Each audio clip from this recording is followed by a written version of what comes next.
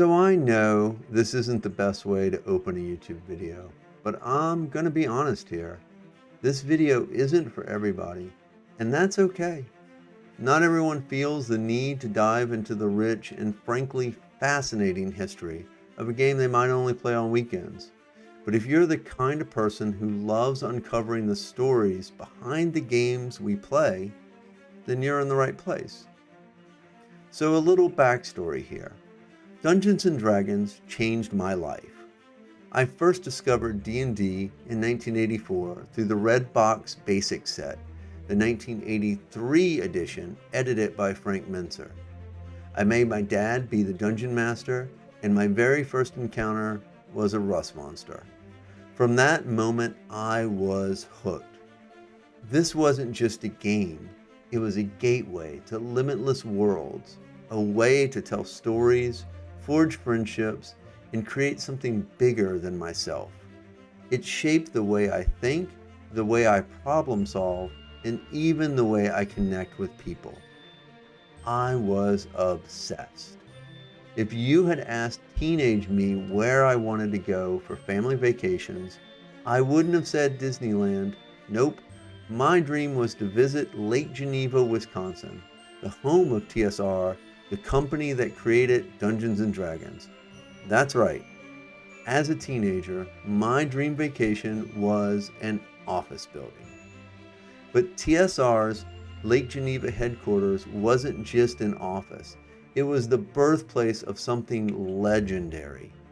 I dreamed of writing adventure modules, meeting the legends behind the game, and being part of something bigger than myself.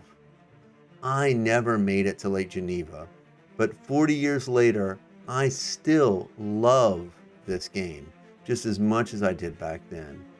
And that's why I'm creating this series to explore and share the incredible history of Welcome to Dice, Dungeons and Dreamers, the story of how D&D changed the world.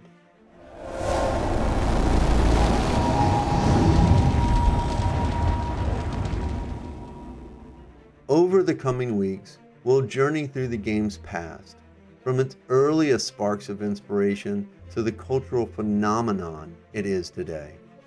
We'll uncover the visionary minds behind it, the battles fought behind the scenes, the cultural movements that threatened it, and the innovations that saved it.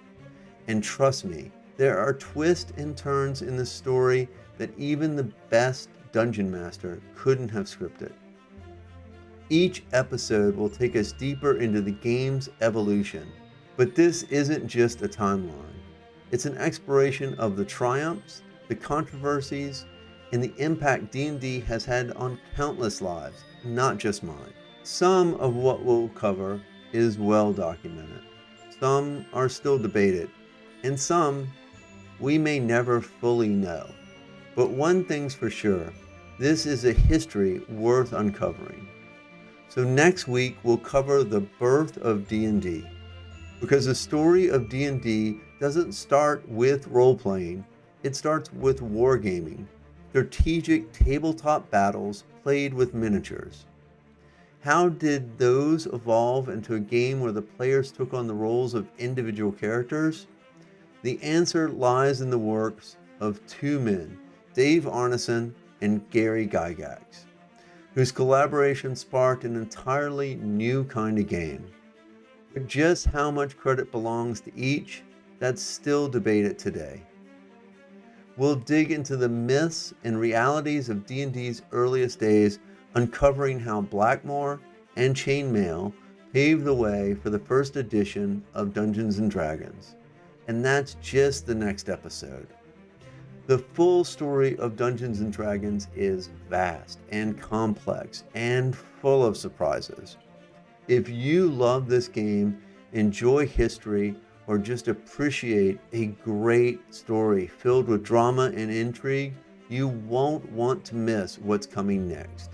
So grab your dice, prepare your best spells, and join me each week as we uncover the wild history of the world's greatest role. And now I want to hear from you. What is your first edition of D&D? Do you remember the first creature you ever fought? Let me know in the comments below, because this isn't just my story to tell, it's our story to continue. And until next time, may all your rolls be nat 20s.